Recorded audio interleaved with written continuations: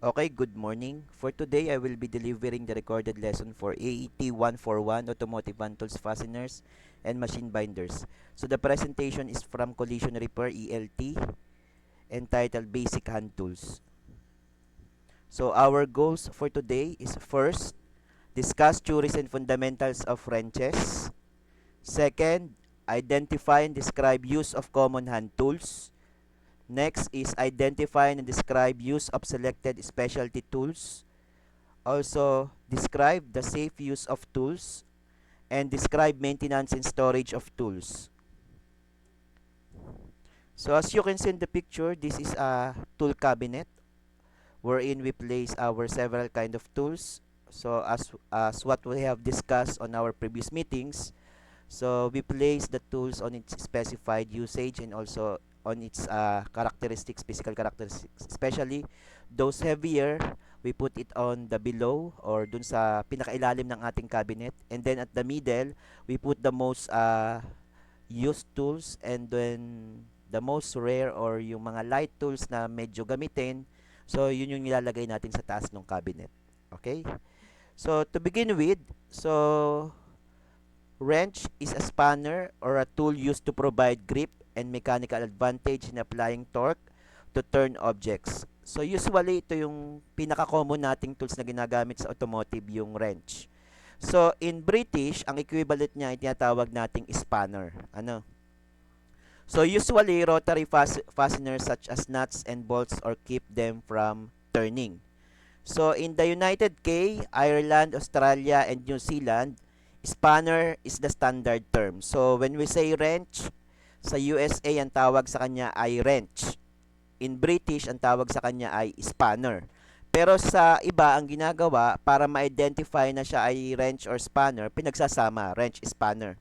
In the later slides, or in the next slides, I will be presenting the differences between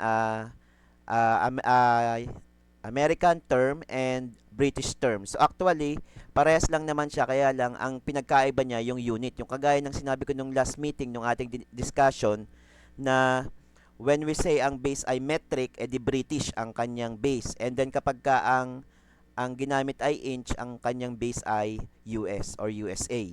So the most common shapes are called open spanner or open-ended spanner, yung tinatawag nating open wrench nung last time, and ring spanner. Yung ring spanner yung tinatawag nating box wrench in USA. Okay, so the term wrench is generally used for tools that run non-fastening devices such as top wrench and pipe wrench. Actually, these discussions ay na-discuss ko na naman ng last meeting. So, additional lang to kasi later on, I will be having also a discussion for the history of wrench. Ano? Or maybe used for a monkey wrench, an adjustable pipe wrench.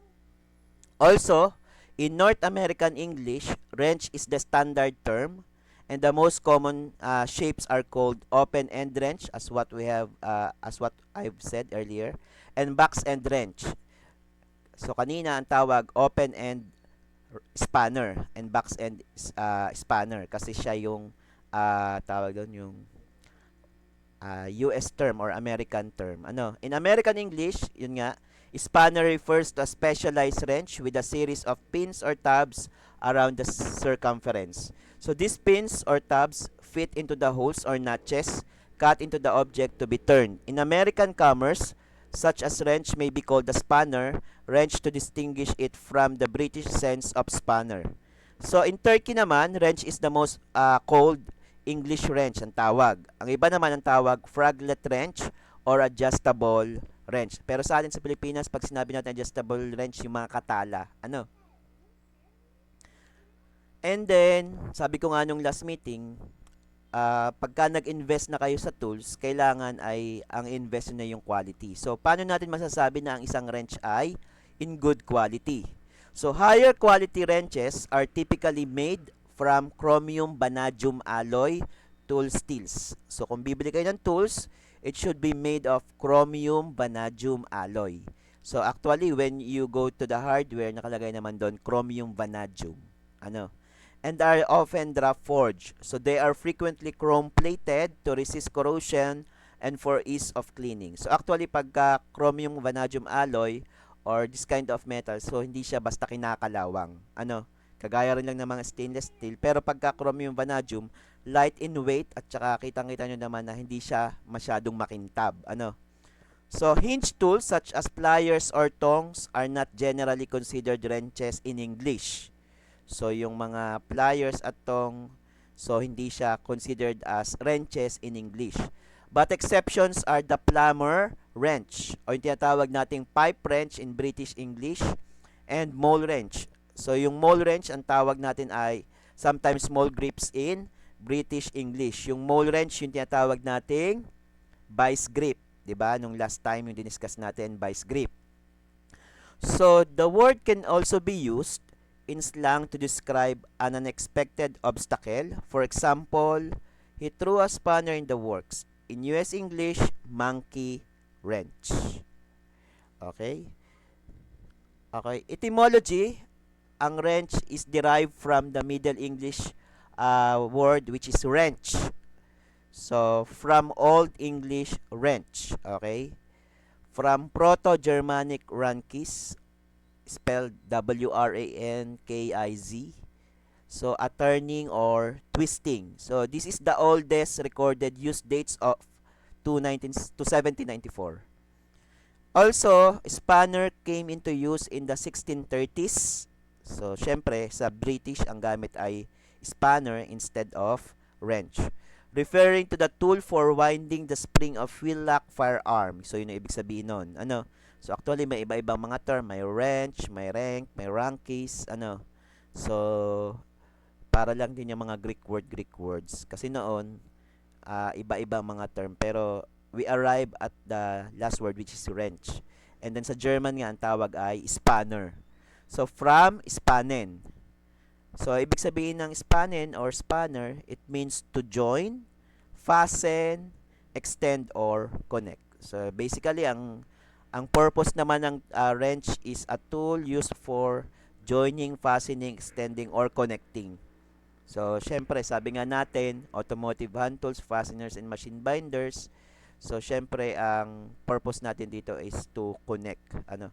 So, actually, ang automotive hand tools, fasteners, and machine binders, dati siya ay isang subject. Pero ngayon, siya ay naging under na ng Introduction to Automotive Engineering Technology. Kaya, this is our second part of our course specification, which is automotive hand tools. Okay, tapos na tayo sa automotive career. Ano? So, it from Proto-Germanic spanan ang ibig sabihin, which means from pyrut, which is pen, which is to draw, sketch, or spin. Okay? Historically, wrenches and application using wrenches or devices that needed wrenches, such as pipe clamps and suits of armor, have been noted by historians as far as back as 15th century. So, nag-umpisa ang paggamit ng wrenches noong 15th century. So, adjustable coach wrenches for the odd-sized nuts of wagon wheels were manufactured in England and exported to North America in the late 18th and early 19th century. So, nagsimula yung manufacturing at saka yung mga exportation noong 18 going to early 19th century. Okay? So, yan. Diyan nagkaroon ng mga mass production. Ano? So, bakit? Kasi diyan na rin nag-umpisa yung tinatawag nating Industrial Revolution. Ano? So, the mid-19th century began to see patented wrenches. Diyan na rin nag-umpisa yung pagpapatent ng wrench that use a screw for narrowing and widening the jaws, including patented monkey wrenches. So, most box and wrenches are sold as 12-point because 12-point wrenches fit over both 12-point and 6-point bolts. So, yung sinatawag nating mga point-point, yung kantuhan ng liabe. So, halimbawa, box wrench, di ba, mayroong 6-point, merong 12-point, merong 8-point. So, pagdami ng point, pag secure ng bolts and nuts. So, hindi mo na kailangang habulin. Unlike dun sa mga 6-point, na very limited lang yung side, hahabulin mo yung corner ng bolts and nuts. Ano? So, 12-point wrenches also offer a higher number of engagement points over 6 points. So, yun nga yung sabi ko kanina. Ano? However, 12-point wrenches have been known to cause round-off damage to 6-point points as they provide less contact space. Yun nga lang, ano. So, dahil yung iba, 6 lang, edi syempre ay mas madahan kung gagamitin in comparison sa 12-point na pwedeng basta salpak, disengage agad. So, yun, ang kinaiba ng 12-point and 6-point wrenches. So, we go with the wrenches types. So, syempre, we will identify the basic hand tools. So, yung wrenches, it is the top quality wrenches are forged from fine grade tool steel machined to close tolerances, hardened and tempered for long service life. So, the types of wrenches, as what we have discussed earlier, so we have the open end, box end, combination, box open end, adjustable socket, and locking grip styles. So as you can see in the picture, we have yung una, hindi siya box, okay, so box open ang description niya, pero sa atin ang tawag combination wrenches. Yung second, ang tawag natin double-ended, or sa atin ang tawag simply open wrenches. And then yung pangalawa, double box end, ang sa atin ang tawag ay simply box wrench. Okay po? So, in offset wrench, as you can see in the picture, in positioning the wrench to the nuts, so kailangan siya ay naka-align dun sa ulo. Kasi pagka siya ay masyadong mataas o masyadong mababa, masyadong mataas, so syempre, pwedeng dumaplis ang tornilyo, pwedeng mabilog. Okay? So, as you can see in the picture, may angle tayo, which is 40 degree to the bolts and nuts na ating kinakalas o kinakabit. So, as you can see in the picture also, we have the several types of 6 and 12-point ends. Okay, on the first picture, we have the 12-point, the 6-point, and then second and third, we have the 12-point ends. Okay, see how much greater flexibility at a 12-point box and gives the operator, as you can see in the picture. So, 12-point gives the advantage of moving the fastener in 30-degree increments as opposed to 60 degree for the 6-point. Okay? So, box end wrenches made to grip all sides of nut or bolt head and prevents slippage and must be slipped over the end of nut or bolt head. Also, ang box end wrenches will normally have two different sizes per wrench, and the size of wrench refers to nut or bolt head dimension. So, when we say size of the wrench, ang hindi natin sinasabi na ang size ng wrench ay yung haba ng tornilyo. Instead, pag sinabi nating size of wrench, yun yung lapad ng ulo ng tornilyo. Okay? So, box end wrenches again, continuation, available as 6 or 12-point design. 6-point gives better grip, but 12-point gives more versatility as it is only required to turn 30 degree to its next available position, while 6-point must turn 60 degree. So, and then ang box end wrenches is available as ratchet design. Okay? As you can see in the picture. So, open end wrenches do not provide as strong a grip as a box-ended wrenches. It slip on the nut or head or bolt head from the side. So, syempre, there are tendency na sa open-end wrenches ay dumulas or tumabsong. Lalo kapag ang ating kinakalas is sobrang higpit o sobrang hapit. Kaya ang iba, kailangan mo ng luwagan ng open wrench or socket wrenches bago gamitan ng open-end wrenches. So, advisable na gamitin ng open-end wrenches for light torque bolts and nuts. So, two flat surfaces parallel to each other hold onto parallel sides of nut or bolt head.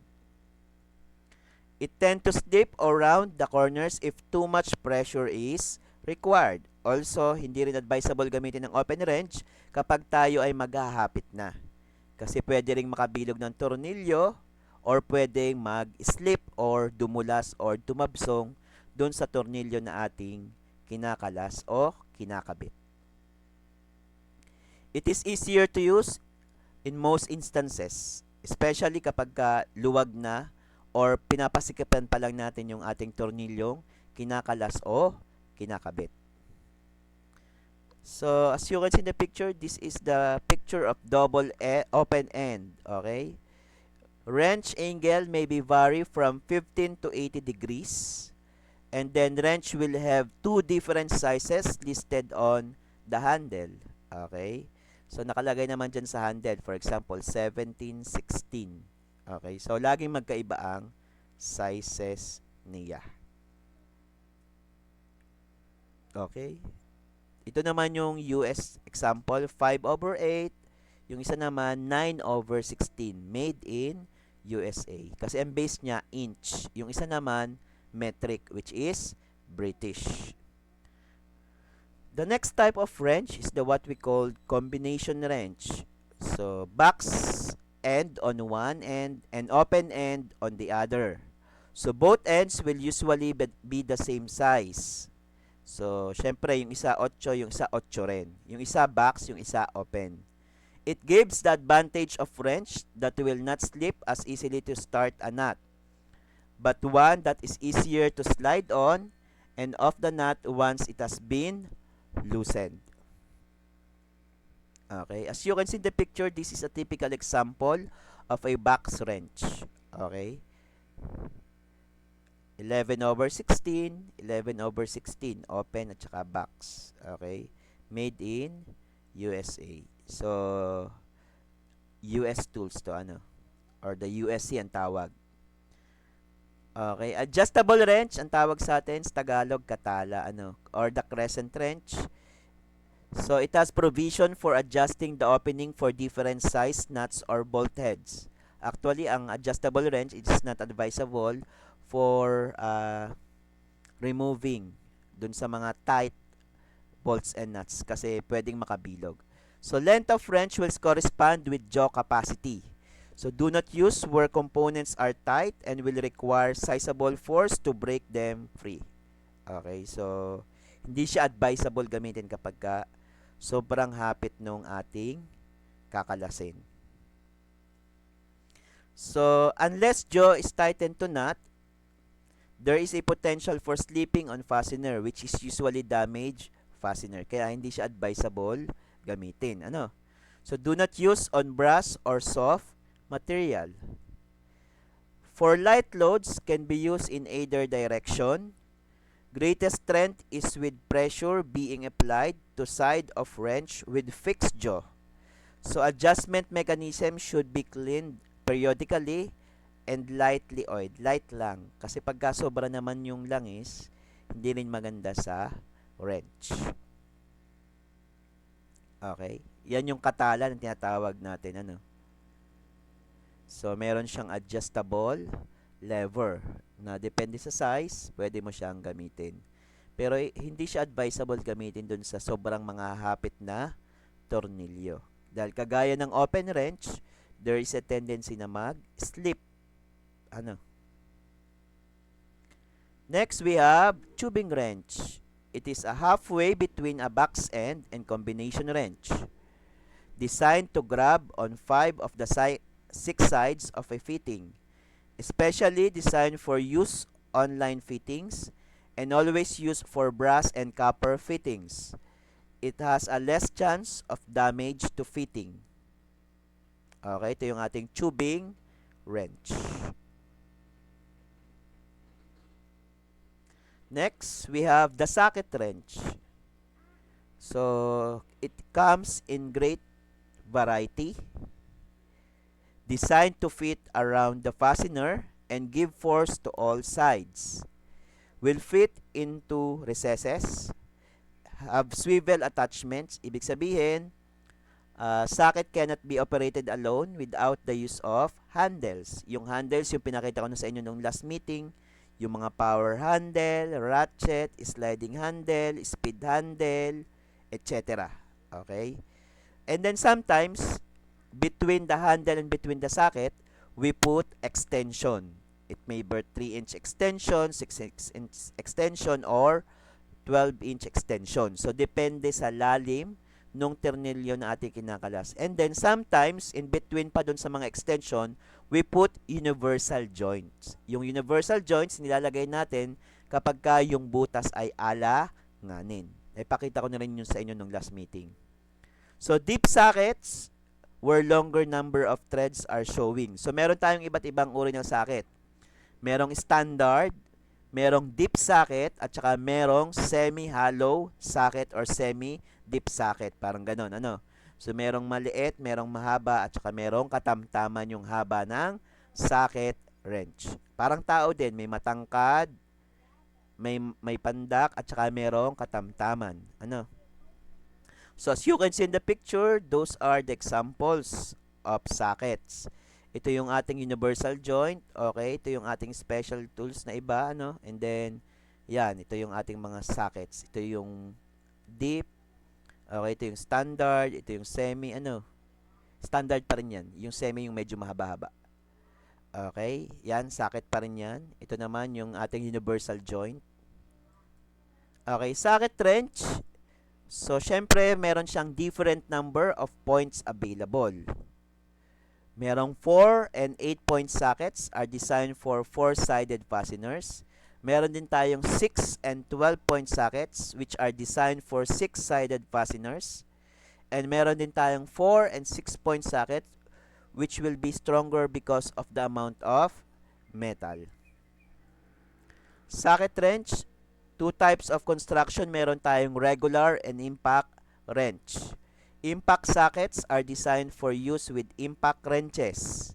Okay, yung impact wrenches, yun yung ginagamit natin ng compressor, yung hangin, di hangin, para mabilis. Ano? Actually, meron na tayo sa shop niyan. Ano? So, thicker walls and heavier construction allow them to absorb the shock of an impact gun. Impact sockets are not chrome-plated as the plating may crack and flake off. Never use regular sockets with impact tool. And next, sockets attach the handle with a square drive. So, common drive sizes range from 1/4 inch to 3/4 inch. Ano yun yung sa US. So, mamaya papakita natin yung conversion. Meron tayong table of conversion ng mga yan. Yung inch to metric. And then, ano yung decimal equivalent niya. Meron tayong table na ipapakita. So, drive handles are the same for both metric and imperial. Okay? So, sa metric, yan yung British. And then, yung imperial, yan yung ating US. Ano? So, several types of handles available. So, meron tayong flex handle, ratchet, and speed handle. I think napakita ko na rin naman nung last meeting kung ano yung itsura ng mga yan. Ano, pero on the next slides, meron din namang example pa. So, many adapters are also available. So, kagaya ng extensions at saka mga U-joints. Ayan. Yan yung ano, kanina. Ano. Okay, yan yung mga sockets. Okay, ito yung ating mga ratchets. Ratchets, ano. Ito yung ating mga speed handle, power handle, spinner handle, ano, sliding handle, power handle, ano, nut spinner, okay, 3-inch extension, universal joints, okay. I think ito naman napakita ko na rin sa inyo nung last discussions natin. Okay, so sockets, as you can see in the picture, available in shallow, semi-deep, and deep configurations. Ibig sabihin, yung maliit, katamtaman, at malalim. So, it may be impact or chrome finish, available in 6, 8, or 12-point types. So, as you can see in the picture, we have the 3 types of socket. We have the shallow, semi-deep, and deep.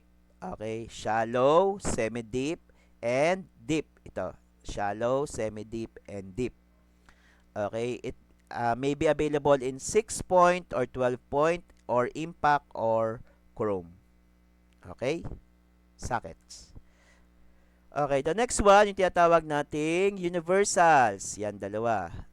Come in all sizes, maybe 1/4, 3/8, and 1/2 inch.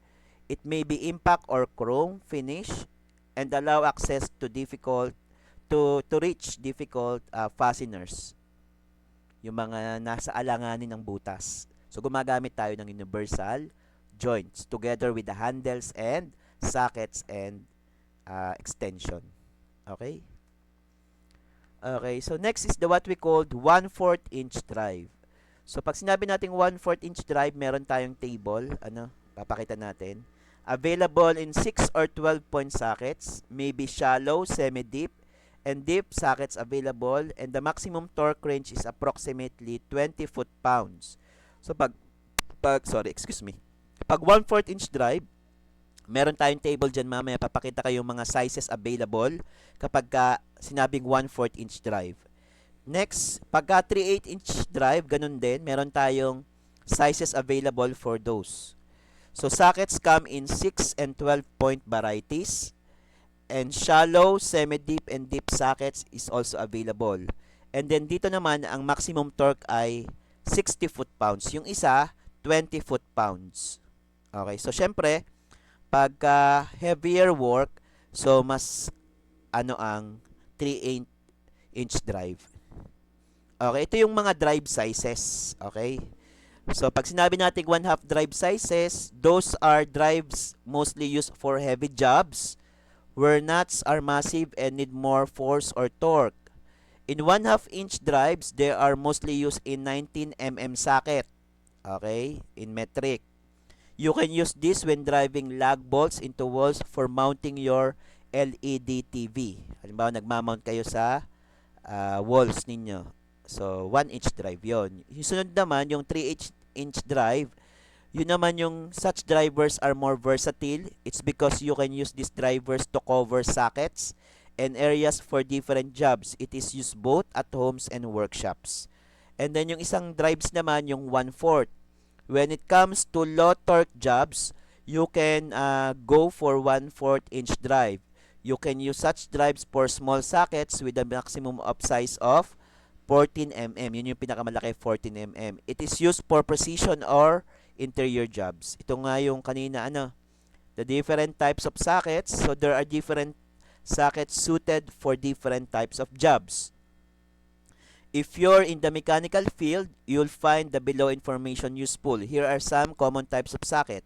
So we have the hexagon or the 6-sided, and we have the 12-sided or the 12-point. Ito yung ating socket length. We have the standard, semi-deep, and deep. Yung kanina ang tawag shallow, semi-deep, or deep socket.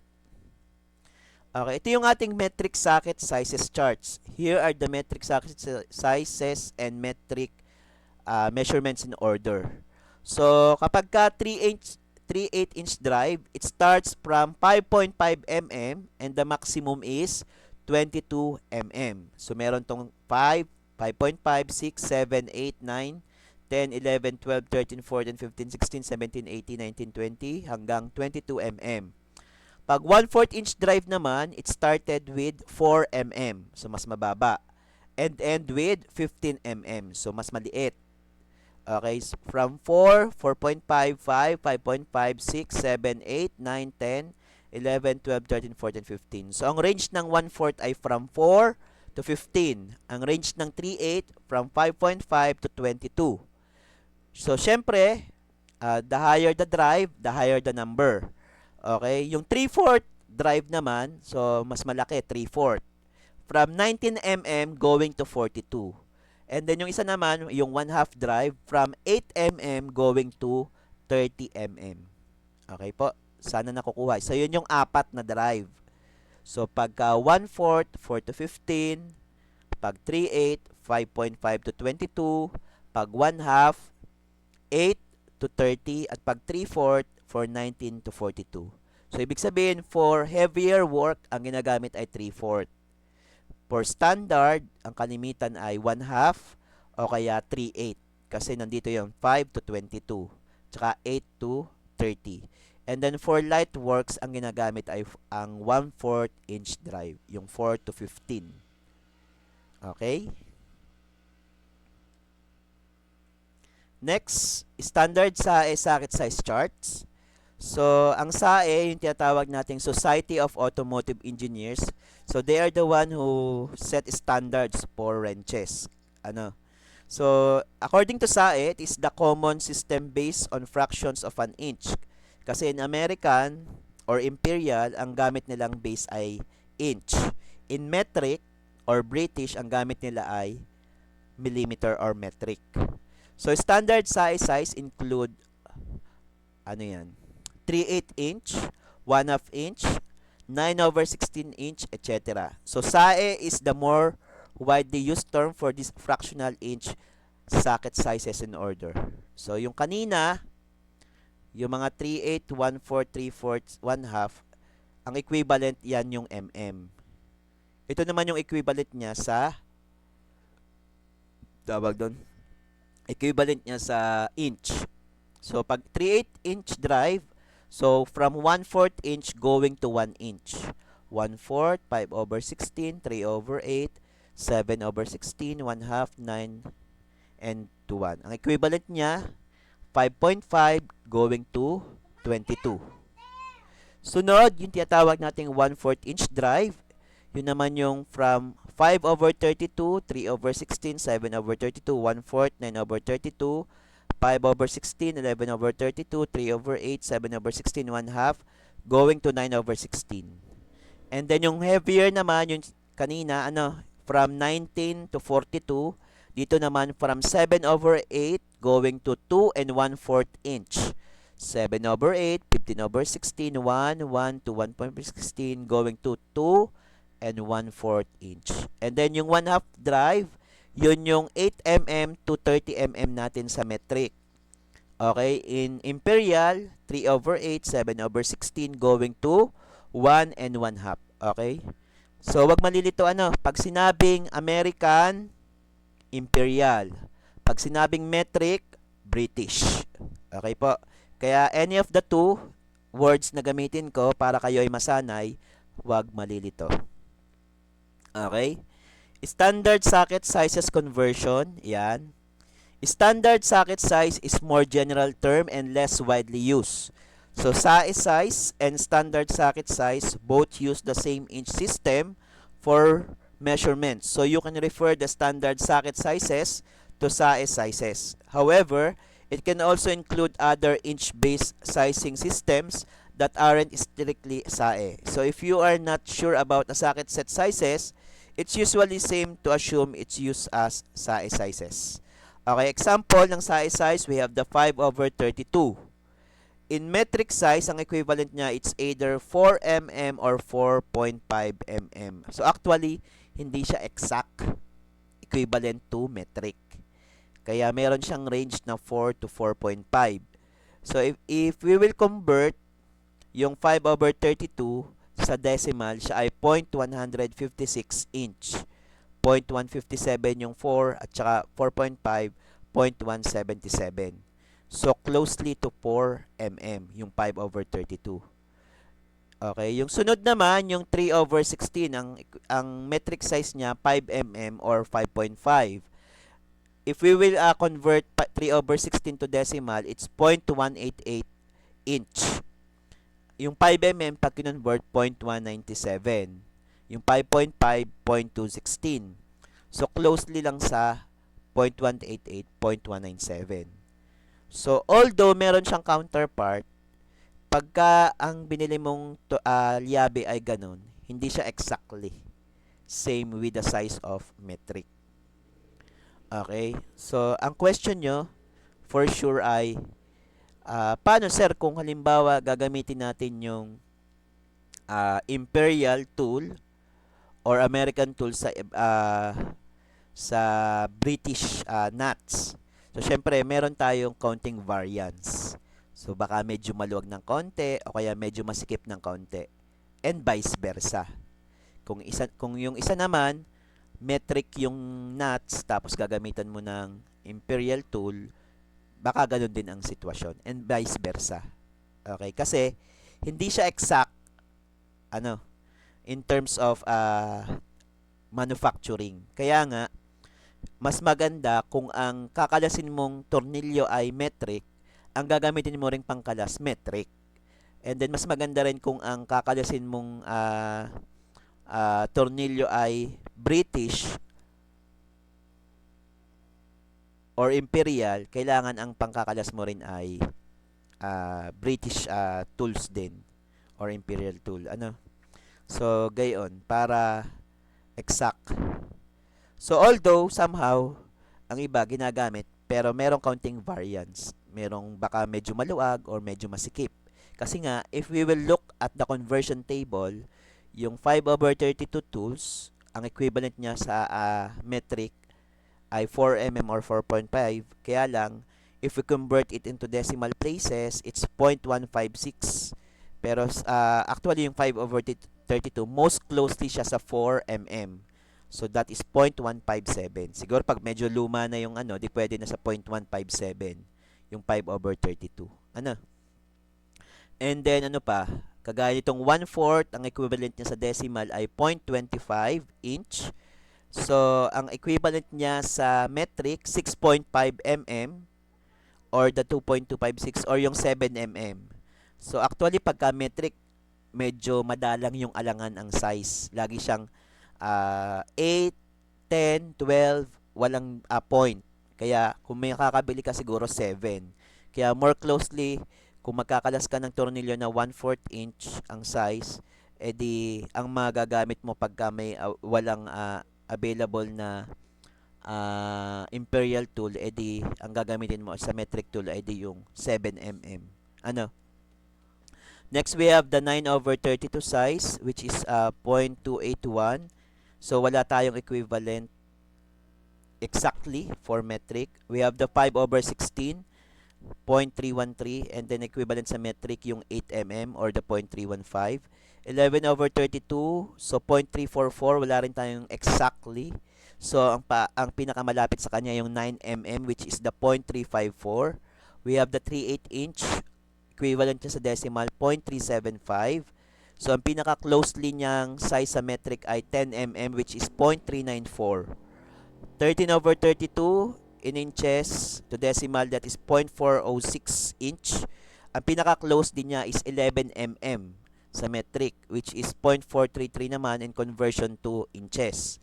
7/16, 0.438, 15/32, 0.469. We have the 1/2 inch, that is 0.5 inch. Ang pinaka-close niya, 13 mm sa metric, which is 0.512 pag kinonvert natin. 17/32, 0.531. Ang pinaka-close niya, 14 mm. 9/16, 0.563. Pinaka-close naman niya, 15 mm. And then 19/32, 0.594. 5/8, 0.625. 16 mm, 0.63. Next, we have 28/32, 0.656. Pinaka-close niya, 17 sa atin. Pero pag i-convert mo siya, hindi siya 0.656, 0.669. Kaya kumbaga, ang equivalent ng 21/32, 17 sa atin. 11/16, 0.688.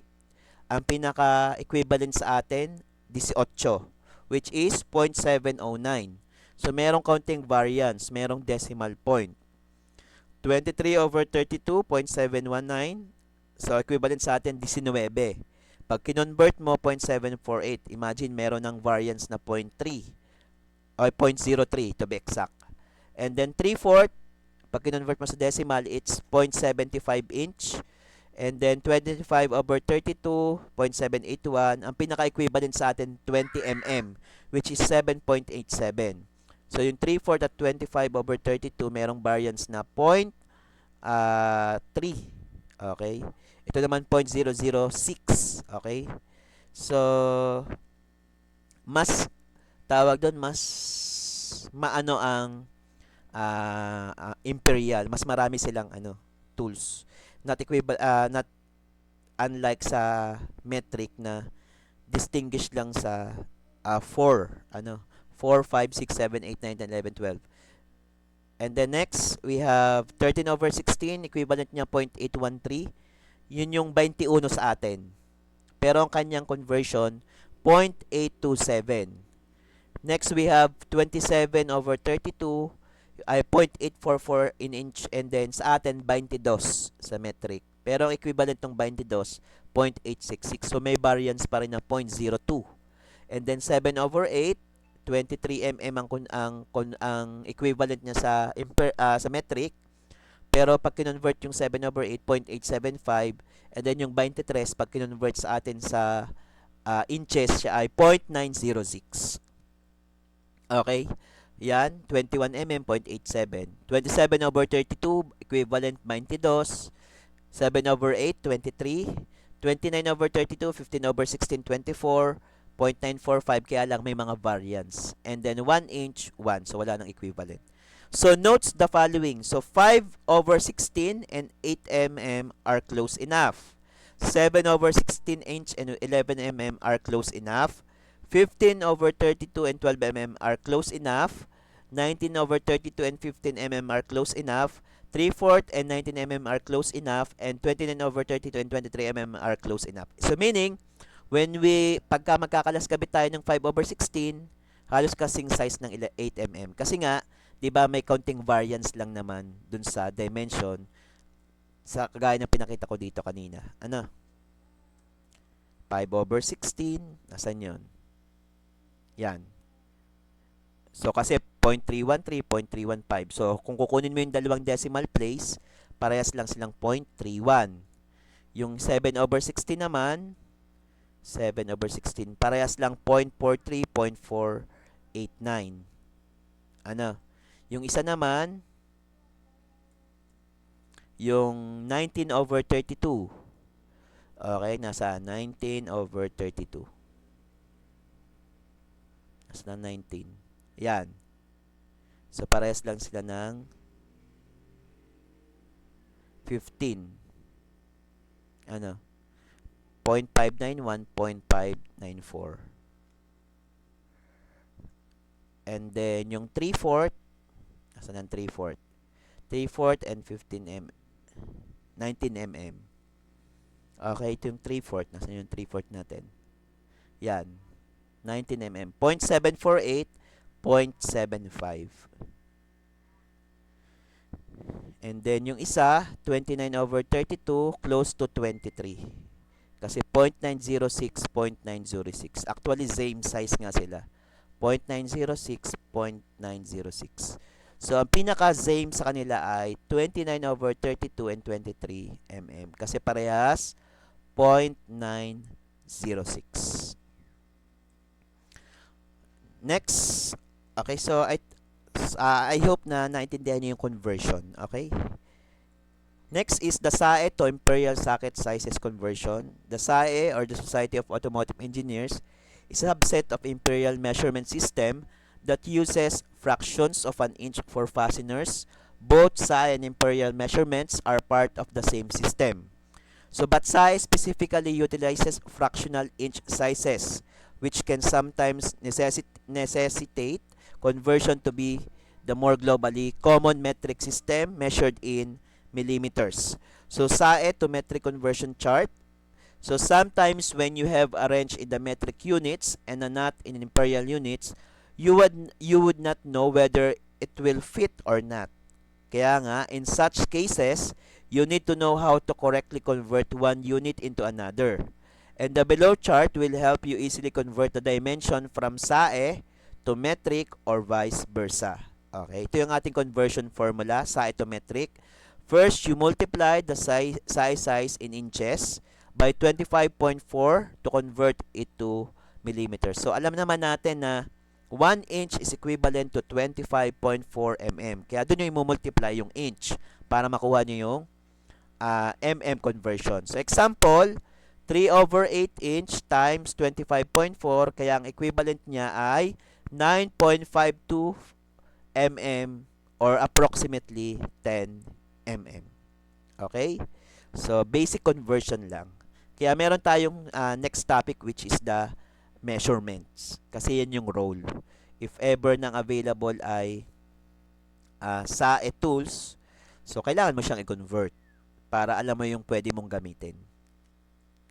Okay, this is the metric to SAE conversion. So, multiply the metric in mm by 0.00397 to convert it into inch naman. Ano? So, kung halimbawa naman, ang available ay mm, convert mo sa inch. So, example, 10 mm multiply by 0.397. So, approximately that is 0.3937 inch. So, approximately siya ay 38 inch dun sa table. Okay? So, SAE inches to metric, yan, 1/4, 6.355 mm. 5/16, 7.94 mm. 38 inch, equivalent to 9.53. Again, paano nakuha? Okay? I-multiply sa 25.4. 3 divided by 8 times 25.4, kaya ang sagot 9.53. 7 divided by 16 times 25.4 equals to 11.11 mm. 1 half, 1 divided by 2.5 times 25.4, kaya ang sagot 12.7. 9/16, 9 divided by 16 times 25.4, ito yung formula, and you will get the answer. 11 over divided by 16 times 25.4 equals 17.46. 3 divided by 4 times 25.4 equals 19.05. 13/16, 13 divided by 16 times 25.4 equals 20.64. 7/8 times 25.4 equals 22.23 mm. 1 inch divided by 1 times 25.4, edi 25.4 mm. So, ito yung ating approximation. So, ibig sabihin, 1/4 sa is. 5/16, 8. 3/8, Gs. 7/16, more on 11. 1 half, more on 13. 9/16, more on 14. 5/8, more on 16 mm. 11/16, more on 17. 3/4, more on 19. 13/16, more on 21. 7/18, 22. At 1, 25 in metric. Okay po? Sana po yung nakukuha ninyo. Ano? Kung hindi po, pwede nyo pong i-playback ng i-playback itong ating recorded para makuha nyo yung paliwanag. Next is the socket wrench size chart again. So, wrench size chart lists both metric and standard socket wrench sizes in order from smallest to largest. The bolt diameter is the distance between the two prongs of wrench. So, use this measurement to find compatible nut and bolt sizes. Okay.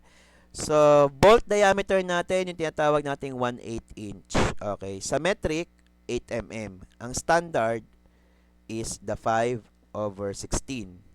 Ang bolt diameter, 3/16, and metric, 10 mm. Ang standard, 3/8. 1/4, 11.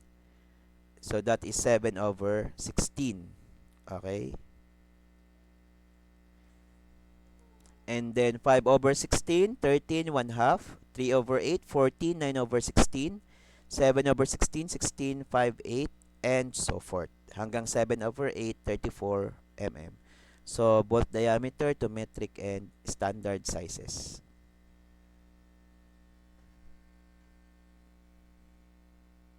Okay? Yan yung pa yung mga bolt sizes and diameter. Next. Okay. So, ito yung mga socket size chart. Facts. First question. What socket sizes are required for my task? Okay. Napakasimple ng tanong. Ano daw socket size ang gagamitin mo sa iyong gagawing trabaho? So, syempre ang sagot, you must first select the drive size of ratchets. And second, and socket based on the diameter of the bolt or nut. So, syempre, pipili ka ng handle, pipili ka ng socket, at pipili ka ng extension or universal joint kung kailangan. If not, you should simply use the handles and you simply say the socket. For fasteners around 1/4 inch or 6 mm, use the 1/4 inch drive. For hardware approximately 3/8 or 10 mm, choose 3H socket set. Okay, so siyempre, kung ano yung kailangan mo, di yun ang gagamitin mo. Kung anong size ng fastener, yun yung gagamitin mo. Kung 1/4, edi hahanap ka ng 1/4 drive. Ano? Kung 3/8, hanap ka ng 3/8. Kung wala, yung equivalent niya sa metric.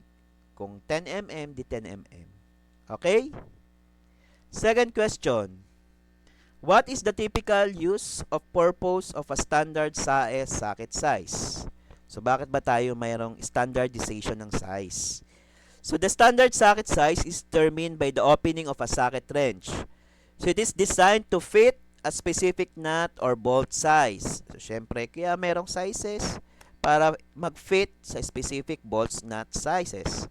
So, common sizes include 1/4 inch, 3/8 inch, 1/2 inch, 3/4 inch, and 1 inch with additional sizes available for specialized applications. Next facts. What socket size is typically required for lug nuts? For lug nuts, the most common socket sizes are 17 mm, 19 mm, 21 mm, and 22 nm in metric, as well as 11/16 for imperial, 3/4 inch, 13/16, and 7/8 inch in SAE. So these sizes can be found at all SA tools. Next facts. Which socket is typically required for changing tire? Okay. Ito yung pinaka-common. To change a tire, you typically use a lug wrench, which is a type of socket wrench, to loosen the lug nuts. Ensure you follow proper safety precautions and use the correct tools for the job. Pero commonly, ang mga size ng ating tire nut, yung mga 19, 21, yun lang naman, 17, 19, 21 o 23. Nandun lang sa range na yon. Next is the what we call pipe wrench. Okay? It used for turning pipe and other round objects. Teeth on the jaw will dig into the material being tightened and may damage it. So do not use a pipe wrench to turn a bolt or nut unless the component is already damaged. Do not use on hardened surfaces and may dull or chip the jaw teeth. Okay, ito yung ating pipe wrench. Sa Tagalog, liabe tubo. Okay? Next, we have the hexagonal or the Allen wrench. 6 sides, L shape. It fit into a hexagon hole in an Allen screw. Available as imperial or metric. Size according to distance between parallel sides. And available as socket-style wrenches. It used the short end of the wrench on the screw for breaking loose or final tightening. Use the long end of the wrench in the screw to spin the tool quickly for fast removal and stall of Allen screw. Allen screws usually need to be only released 1 or 2 turns to loosen the part they are holding. Okay, yan yung ating Allen screw. I think na-encounter nyo naman siya. Lalo pagka nabili kayo ng mga appliances, yung mga DIY cabinets, laging may kasamang ganyan. Okay, yan. Allen wrench. Maintaining wrenches. So, syempre, you must keep clean. Dirty wrenches can slip and cause damage and contamination of workpiece. Always use the correct size and type of wrench for the job. Do not use a hammer on a wrench. Do not use a pipe or other means of extending a wrench for greater leverage. Okay? So, in maintaining wrenches pa rin, adjustable wrenches and pipe wrenches should be cleaned and lightly oiled. Counting langis lang. Do not use a wrench as a hammer. Do not use a socket as a bushing driver. Hexagon or Allen wrenches can be reconditioned when the tip becomes damaged. Grind back to obtain a true hexagon shape.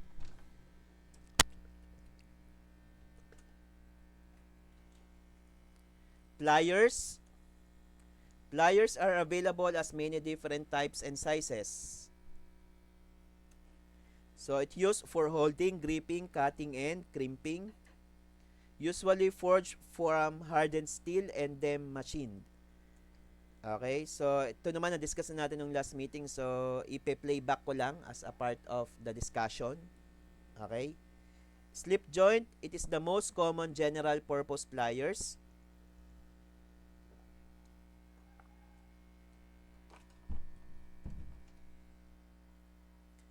adjusted to two sizes of jaw openings.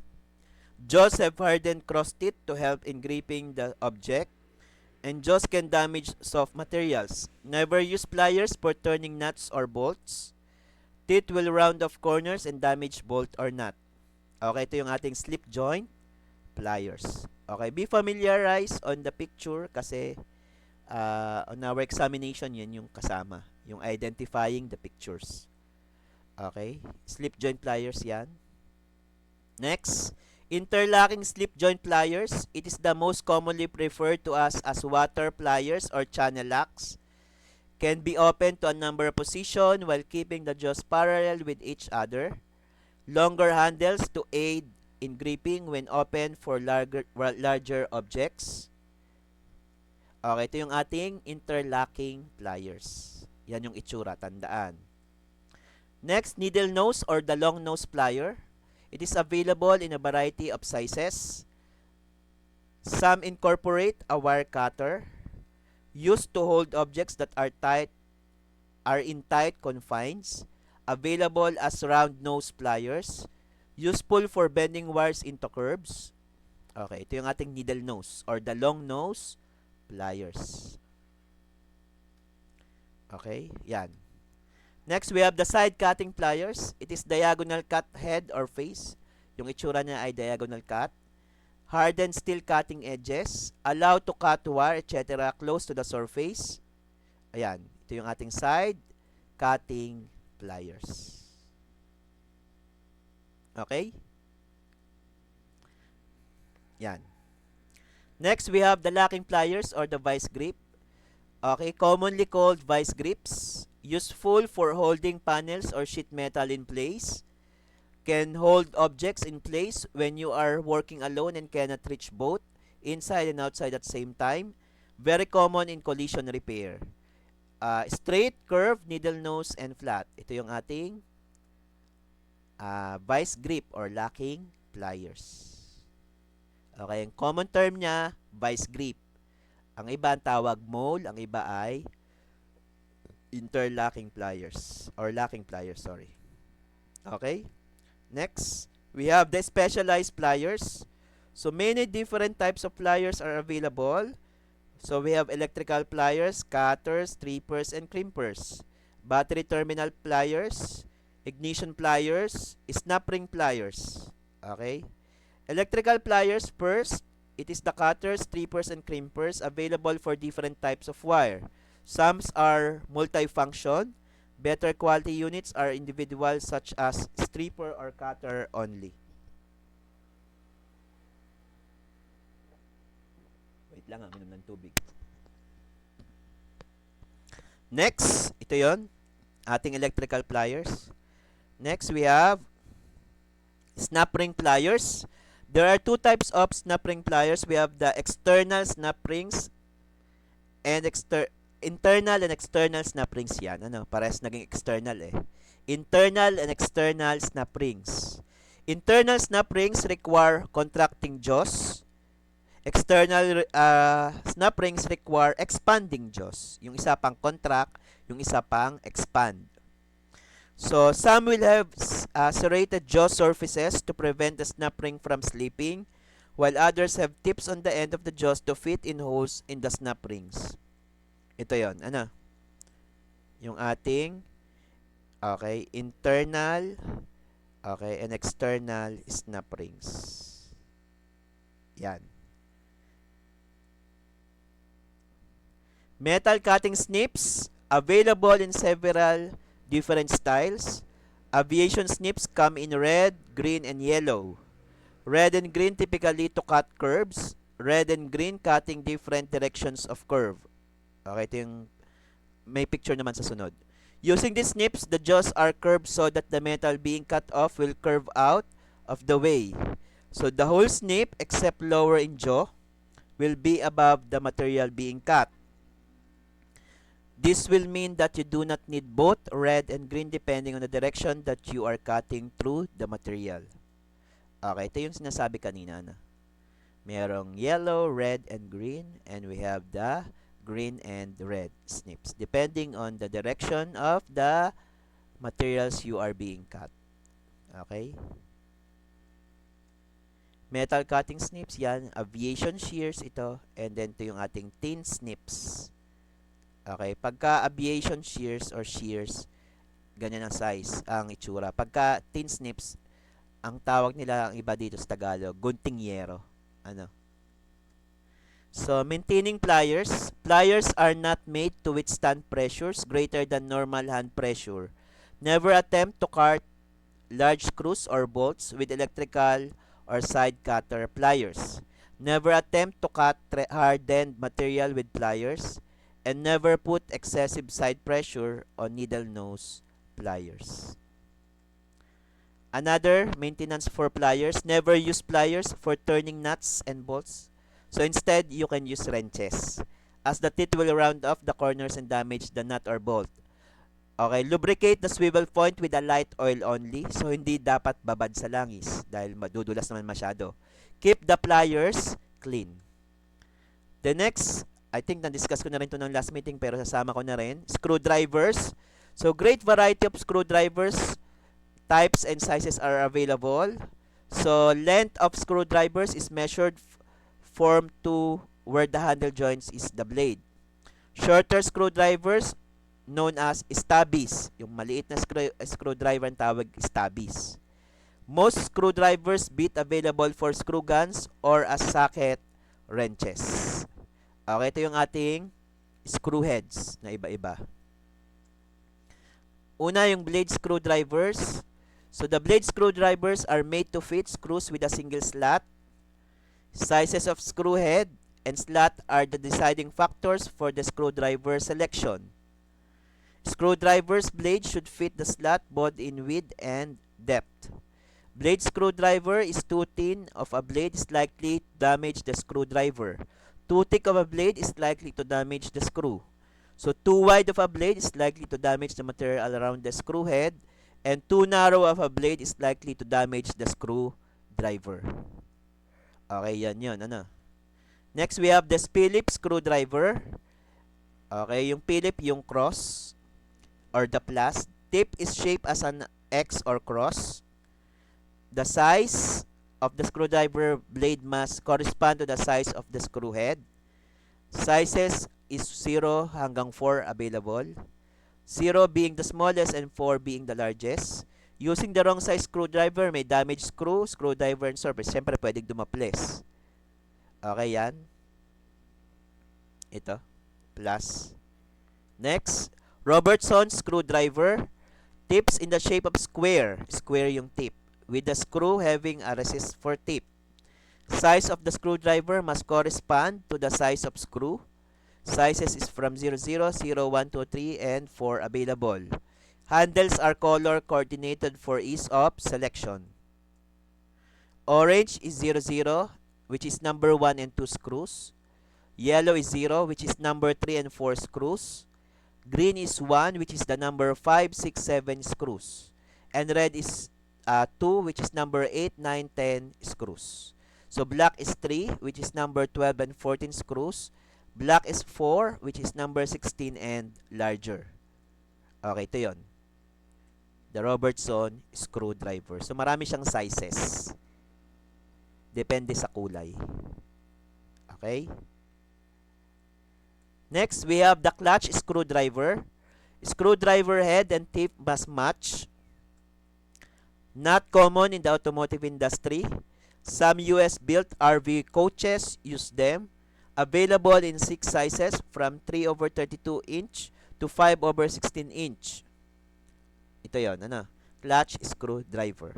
Yan yung ulo. Parang pa-8. Okay? Next, we have the torque screwdrivers. Screw head and screwdriver tip must match. Looks like an Allen wrench will fit, but they are not compatible. Parang Allen wrench. Very strong type of head. Available as socket wrenches for a more positive drive even with impact drivers. Yan. Okay, 1, 2, 3, 4, 5, 6. 6-sided. Then, ano, parang Allen. Maintaining screwdrivers. So, syempre, always use the right type of screwdriver for the screw. Always use the right size of screwdriver head for the screw. Never use a screwdriver as a punch, prying tool, scraper of chisel. Screwdrivers that are damaged or the wrong size or type may damage the user or the material being worked on or the screwhead. Screwdrivers bits are available for use in reversible drills. So, pwede rin siya na pambala, ano. Screwdriver bits are also available as sockets to enable you to put more torque on a fitting. Okay, so, ibig sabihin na banggit yung drill bits, yun yung pambala sa mga barena. So, drill bits are available in clockwise and counterclockwise rotation for different applications. Iseset mo lang sa drilling or sa electric drill yung drive. It is used for boring holes or bolt extraction. So other types may have specific applications for cutting different materials such as metal, plastic, or wood. So the common body shop drill bits is the conventional bit. Ito yon, which is the step drill bit. Yung example. Okay, ito yung tinatawag nating twist drill. We have the flute. Okay, we have the margin, lip clearance angle, land, flute, cutting, flip, and dead center. I think last slide na to, ano. And then we have the twist drill. Okay, yung ating pambala sa barena. Okay po. So, that ends our presentation. So, thank you very much. I hope that you learned something. And then, if you have inquiries or questions, you can go back to the recording, ano, para sa inyong reference.